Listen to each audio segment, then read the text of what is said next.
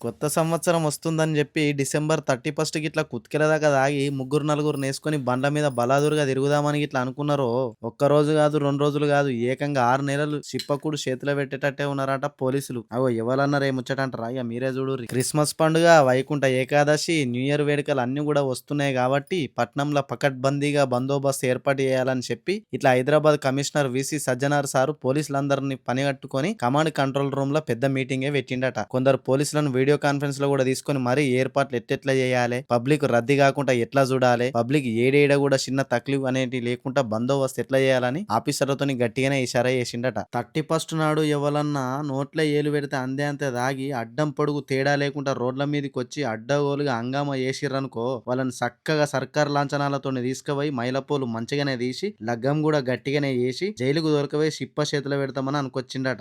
ఎవలన్నా తప్పదాగి బండి గిట్ల నడిపిర్రంటే పోలీసులకు గిట్ల దొరికితే అచ్చరాల 10,000 రూపాయల జరిమానా యేసుడే కాదు, 6 నెలలు కూడా జైలుకు పంపుతాం, తిక్క ఉట్టుకొత్తే లైసెన్స్ కూడా రద్దు చేస్తామని చెప్పుకొచ్చిండట.